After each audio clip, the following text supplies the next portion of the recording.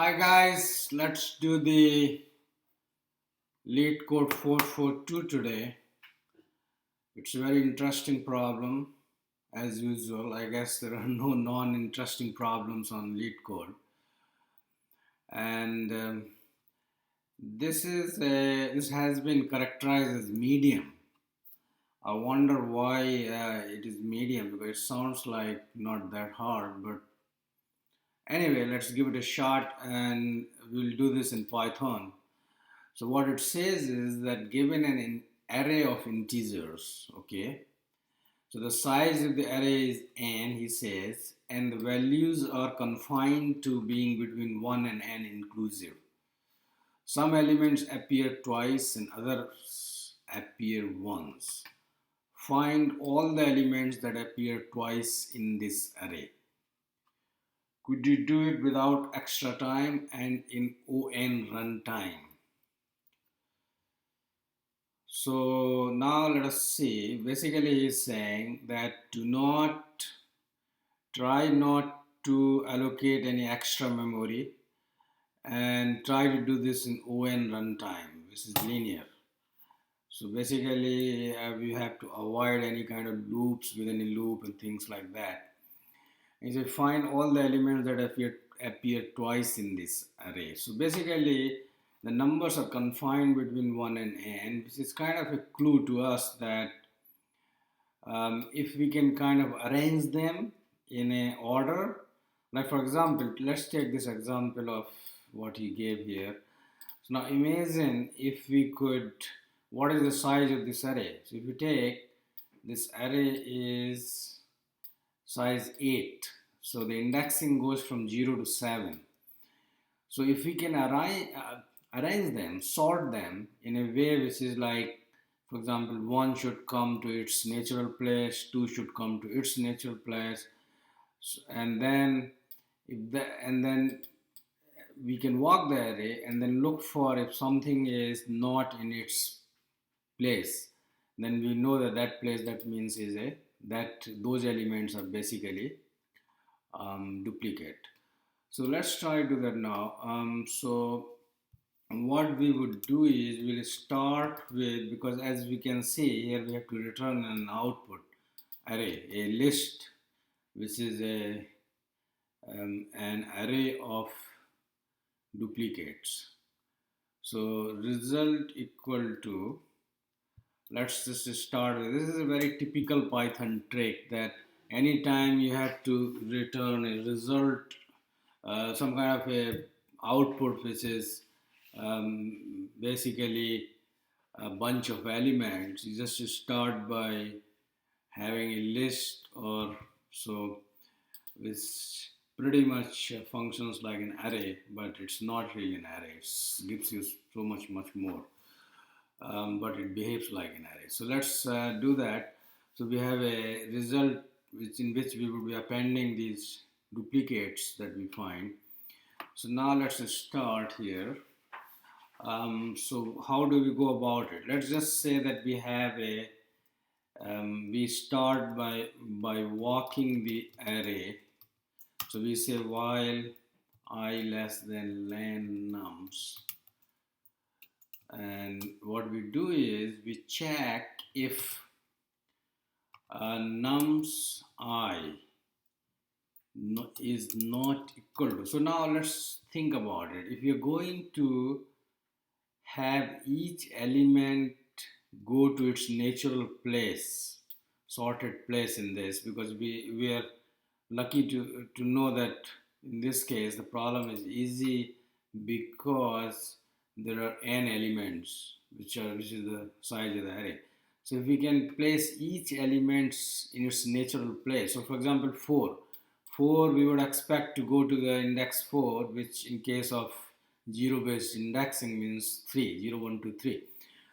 So that's why we are saying if nums I is not equal to nums I minus 1. This minus 1 is only because we have 0 based indexing. Otherwise we would have simply could have done if nums I is not equal to nums I, because that's the constant that has to hold for this new scheme that we are thinking of putting each element in its place. That's kind of invariant. We are, as you know, the invariant is something that is a property of the system. It's constant for each and every aspect of the system. So basically, knowing that that's the property we want for each element, we can see that if this is not true, then we need to swap. So we need to basically, for example, this 4 should go to its natural place, which is 7, which is basically the place where the 7 is right now, which is the third 0, 1, 2, 3.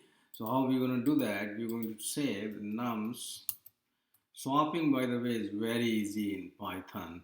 In Python, you can do something like a comma b equal to b comma a. This is very Pythonic way of swapping a and b. So we will use the same thing. So we would say nums I minus 1, which is the first element, and the second is, which is the basically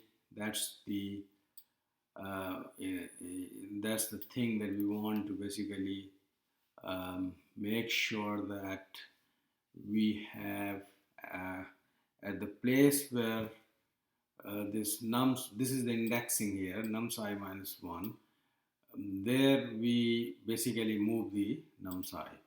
So let's do that here, and now all we need to do is basically pretty much write the same thing in a reverse order, and that should give us the swap that we want. Now what happened is that earlier when I was trying to little bit practice this problem, I saw that I kind of put them in different order. I said, hey, okay, let's do nums I, and then what happens is that it actually doesn't do what it is supposed to do. So you got to be careful here when you're swapping. You're saying that I want nums I minus 1. So let's just take the example here. I is 0. So nums 0, which is 4, is not equal to where should it be? Now, for example, nums I minus 1, this is 3, is 7. This should have been actually 4 if we put the whole thing in order, right? So we will come back to this inside this if statement, and then we will say nums, and we will say this will turn out to be pretty much 3 here, 0, 1, 2, 3, because I is 4, nums I is 4, I is 0, so nums I is 4, so 4 minus 1 is 3, so nums 3, we want that to be equal to what we have now at I. That's the idea here. So with that, else it's very easy. We just move to the next element. So if the number that we are at the indexing in the array we are at, we look at the value of the array at that index, and that is not what is supposed to follow this, that nums I should be equal to nums I minus 1. We can, by utilizing the property here that everything is between 1 and n, then we have to swap, otherwise we just know that the thing is at its natural place, so we are good to there. So now after the while loop is done, all we need to do is we can again walk the kind of sorted list that we got now, and we can say for I in range len nums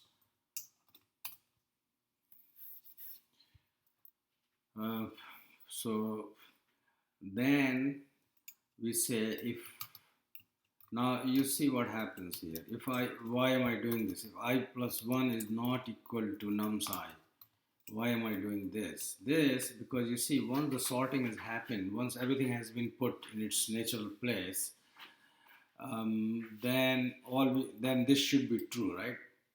Because think about it, at 0, nums 0, the value should be 0 plus 1, which is 1. And at I equal to 1, nums 1, it should be 2.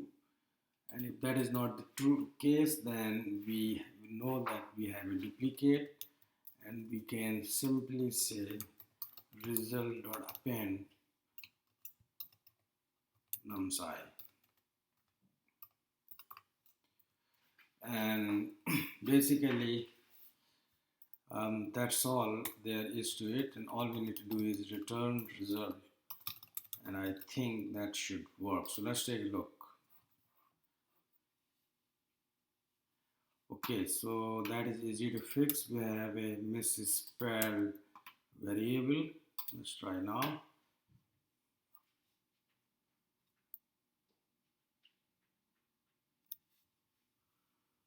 Okay, so that basically is passing. Now let's see if we submit and it passes all the test cases.